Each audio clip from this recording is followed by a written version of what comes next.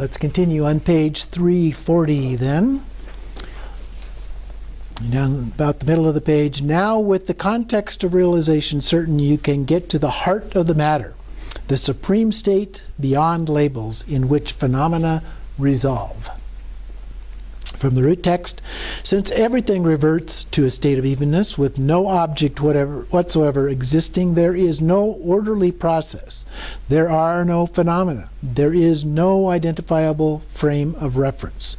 The ground collapses, the path collapses, and any sense of fruition collapses.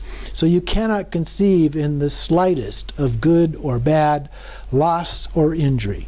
Your experience of evenness is decisive, timelessly so, and you feel certainty about the universe of appearances and possibilities. The division between samsara and nirvana collapses. Not even basic space exists innately. There is no reference point. No, how is it? What is it? It is this. What can any of you do? Where is the I? What can anyone do about what it was so before but now is not? I burst out laughing at such great marvel as this.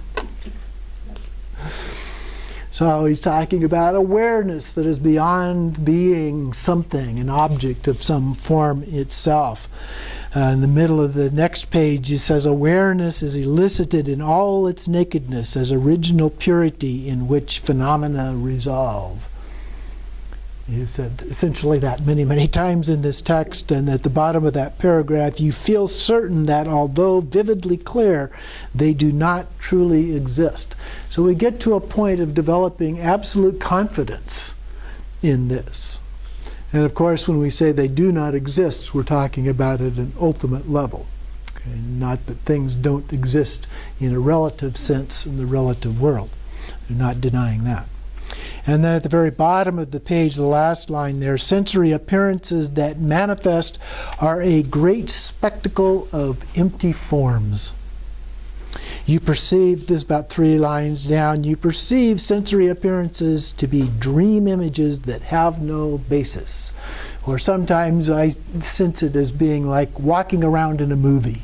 You know, there's just this movie going on. It's not really real. It's just like being there. Or if you've ever acted in theater, and there's a little bit of a similar sense of that experience.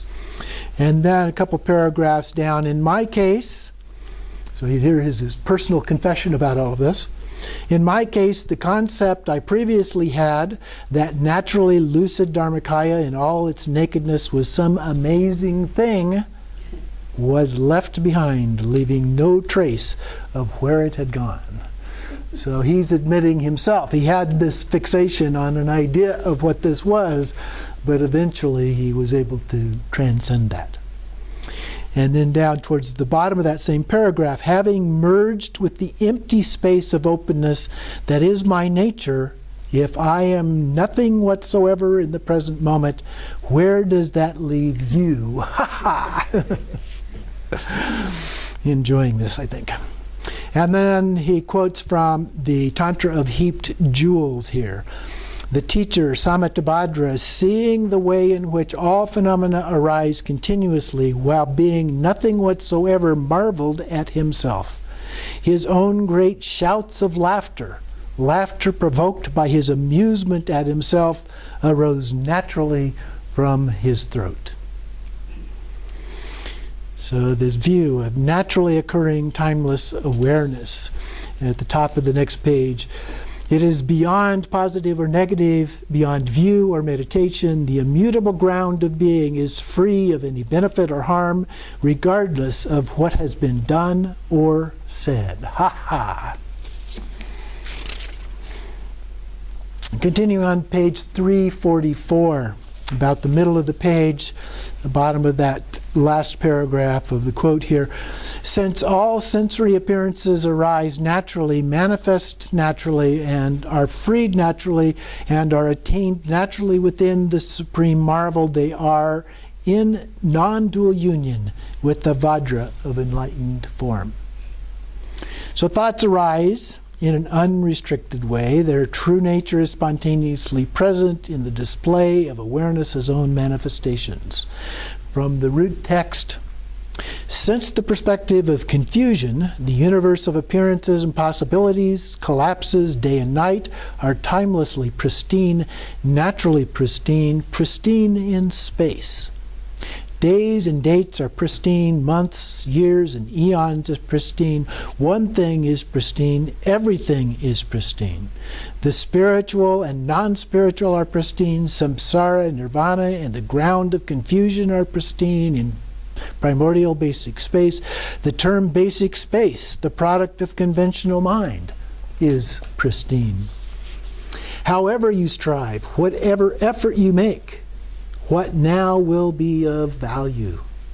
The entanglements of the desiring mind resolve, the supreme marvel of space, the nature of this irreligious beggar resolved into such a state.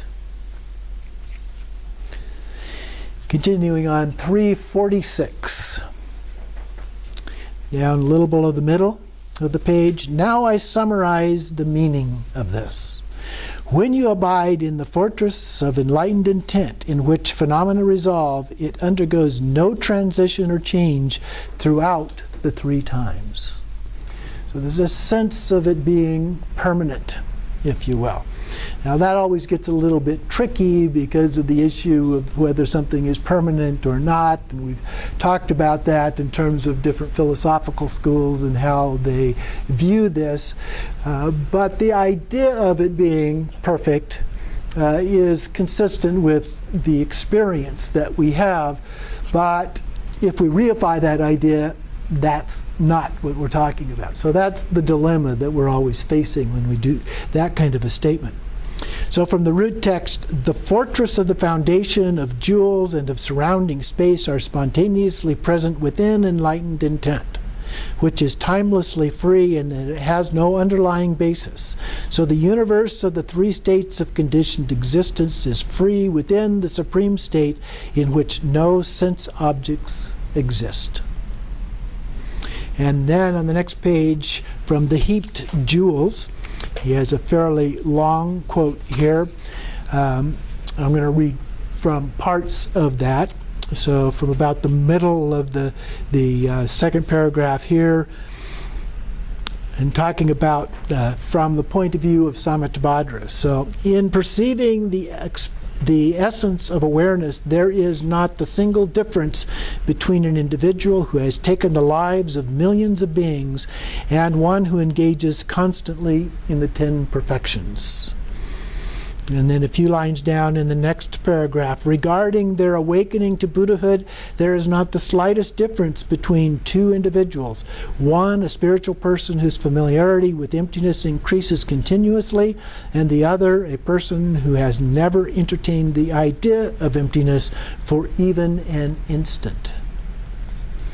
And then in the second line of the next paragraph, regarding the opportunity to perfect the accumulations, there is not the slightest difference between two people, one with faith who has amassed immeasurable composite acts of virtue, and another who is continually engaged in taking life.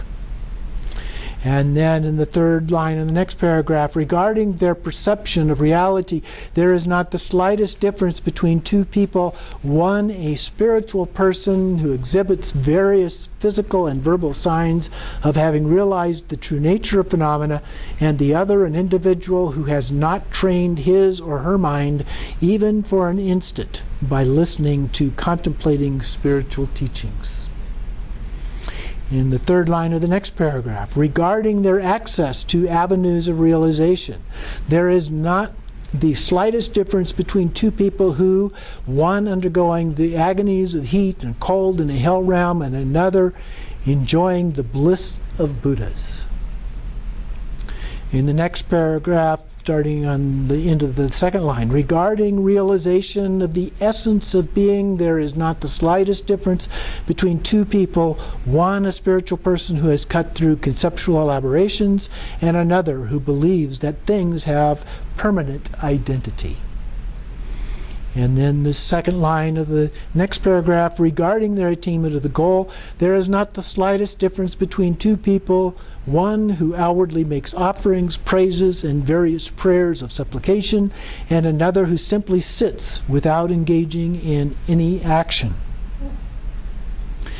So then in the next paragraph, a person who applies these statements will discover the indwelling confidence to put them effortlessly into practice and will thereby awaken to Buddhahood in the inseparability of sensory appearances and the three kayas. So how could you make statements like that from one extreme to the other? Well, at the ultimate level, it makes no difference. We talk about equanimity, the equalness of all beings. Every being is absolutely equal in that sense. So from a samsaric point of view, yeah, there's clear differences between each of these pairings. But when you look at it from an ultimate point of view, it transcends that. Those are just labels attached.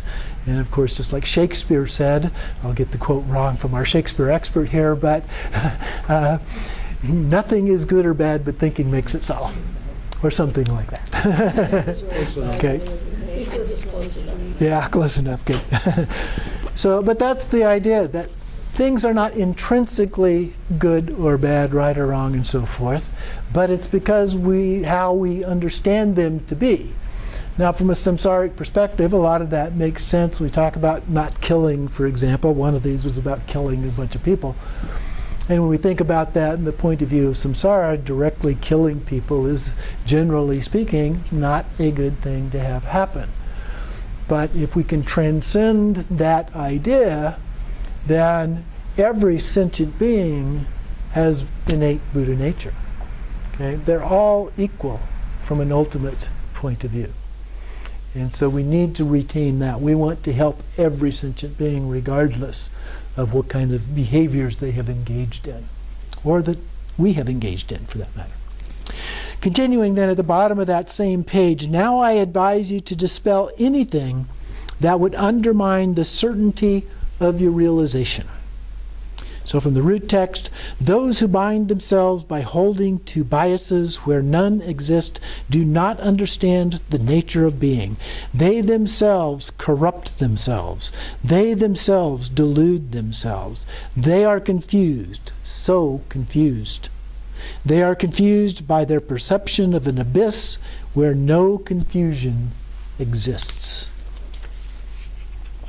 Continuing on 350.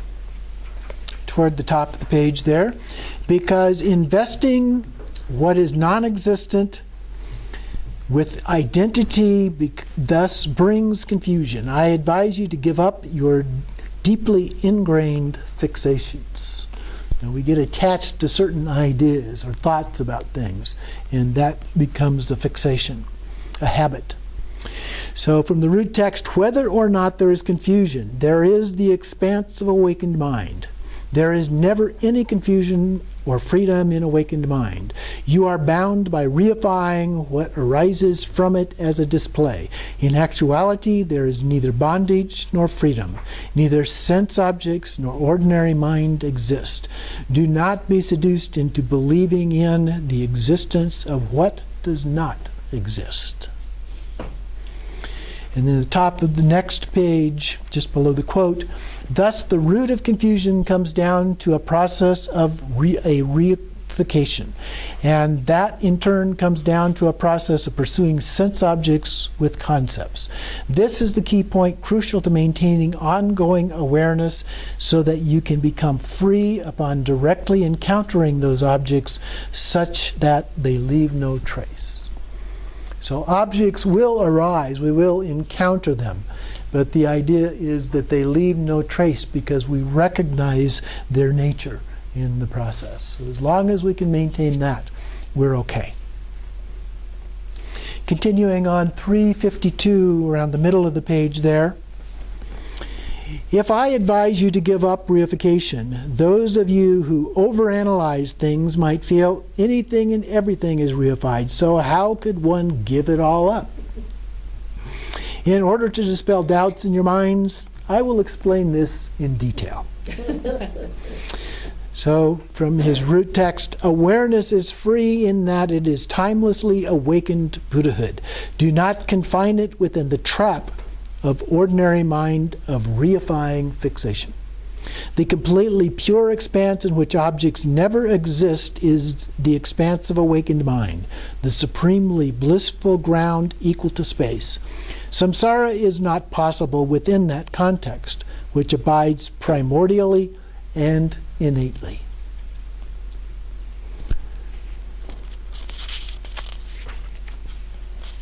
I'm going to skip over a few pages here to 357.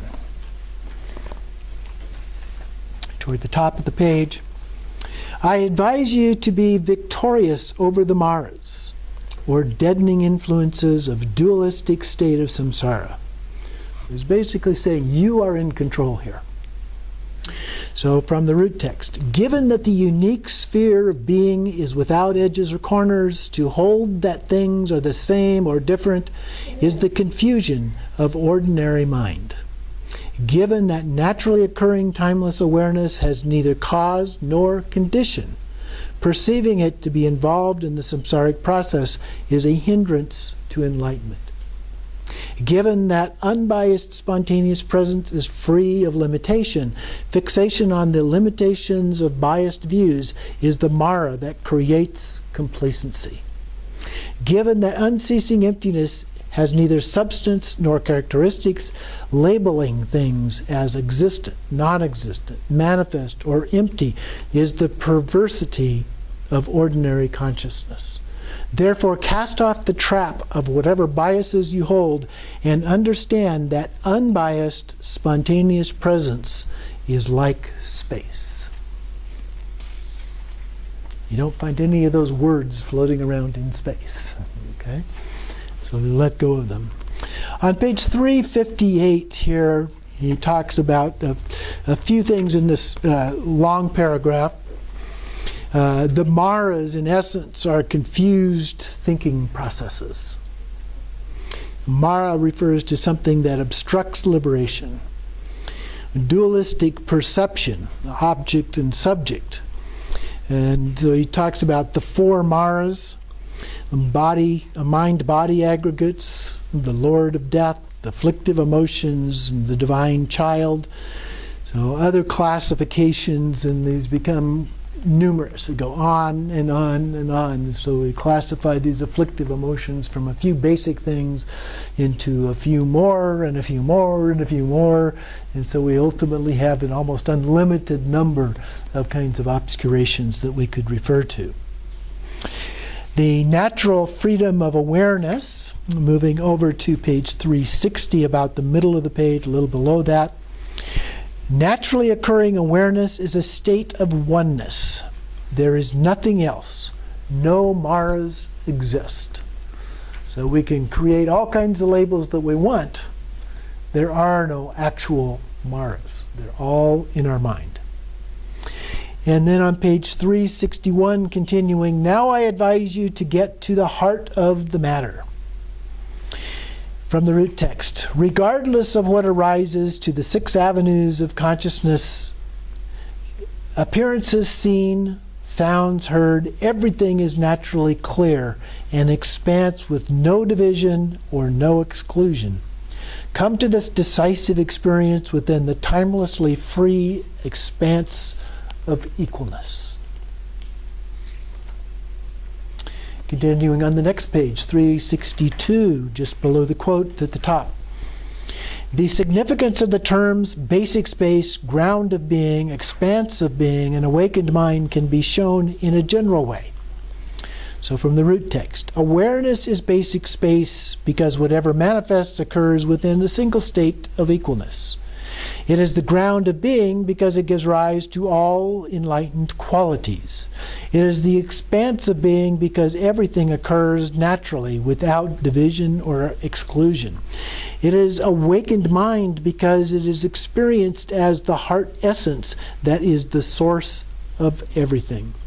You should understand it to be like space, primordially pure. So there's nothing to grab onto in space. Just totally empty of any things like that. He goes on and he talks about a number of different examples of how we could apply this principle, but we're going to go on to page 364, toward the top of the page. The significance of the term awakened mind can be explained in great detail. From the root text. In the spacious expanse of the ground of being, naturally occurring timeless awareness is refined because it is timelessly immaculate, unsullied by samsara. It is consummate because enlightened qualities are spontaneously present beyond cause and effect. It is mind because the self-knowing awareness is the utterly lucid heart essence. Everything is subsumed and completely pure within awakened mind. Continuing on the next page, 365, toward the bottom of the page, or a little below the middle here to start with, the definitive reasons can then be summarized from the root text. Within the very essence of what arises as a display due to dynamic energy, a reawakening to Buddhahood in the moment comes with realization. In the expanse of realization, thought patterns based on the confusion of non-recognition arise. The 8 avenues of consciousness that develop from the ground of all ordinary experience as well as their objects. Nothing that arises as the display, the entire universe of appearances and possibilities, strays from the expanse of awakened mind.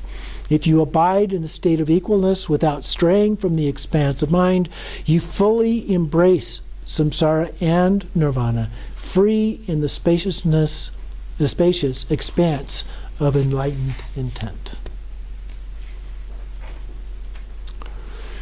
On page 367, he talks about using metaphors and says that that provides only a partial illustration.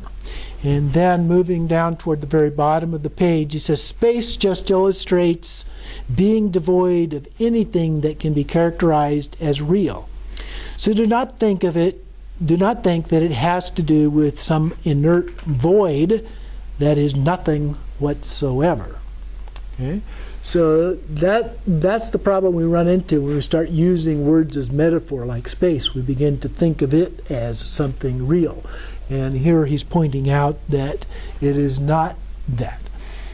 And oftentimes, well, we go back to the teachings of the Buddha, the 3 turnings of the wheel, and the second turning of the wheel, he talked about emptiness. And then that became an issue. The people began thinking about it in this way, that it was this just void. And so then he did the teachings on Buddha nature, to say it's not just a void, even though there's an element of that to it, but that's just a metaphor. It has this quality of luminosity as well, a knowing, a sense of something more than just a blank emptiness there. So we'll pause for a moment here.